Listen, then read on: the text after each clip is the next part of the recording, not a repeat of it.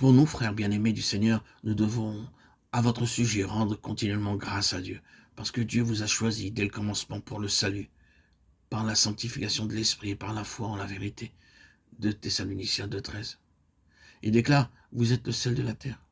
Ceci n'est possible que lorsqu'il vient en nous et de devenir votre sauveur vivant. Lorsqu'il devint mon sauveur, je ne savais rien du salut, de la nouvelle naissance ou de l'expiation. Je ne connaissais rien du diable. Mais le Seigneur m'apparut et me montra l'horreur de tous mes péchés. Puis une voix affectueuse vint me dire, ceci est mon corps brisé pour toi, ceci est mon sang versé pour la rémission de tes péchés. Je répondis, Seigneur, ces paroles sont au-delà de ma compréhension, je suis si stupide, je ne connais pas la signification de ces paroles, mais je sais que ce sont tes paroles. Bien que je ne comprenne pas, je les crois. Puis une voix douce se fit entendre à mes oreilles, tes péchés sont pardonnés. Ah, je fus complètement changé depuis ce temps-là. Ce fut un bouleversement. Mon nuit intérieure, mon nuit spirituelle, a entendu cette voix gravée dans mon cœur. Et instantanément mon goût pour les péchés fut ôté. Mon bien-aimé Seigneur vint dans mon cœur. Je remercie Dieu, même maintenant, pour ce jour heureux.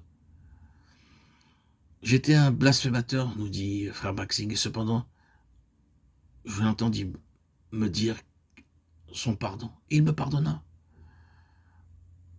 Je ne suis pas digne de son amour et de ce qu'il m'a fait sien pour l'éternité. Je sais qu'il est un sauveur plein d'amour, il m'aime. Je vous exhorte par conséquent à ne pas le rejeter.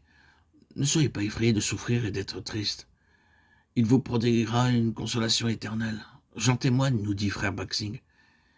Il poursuit en disant, il vous conduira jour après jour.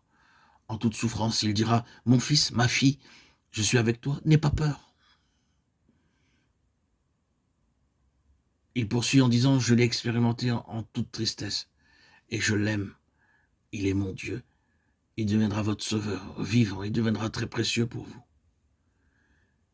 Quel merveilleux témoignage nous avons là. Béni soit Dieu le Père de notre Seigneur, Jésus-Christ le Père des miséricordes, et le Dieu de toute consolation, qui nous console dans toutes nos afflictions, afin que, par la consolation dont nous sommes l'objet de la part de Dieu, nous puissions consoler ceux qui se trouvent dans quelques afflictions. 2 Corinthiens 1, 3, 4.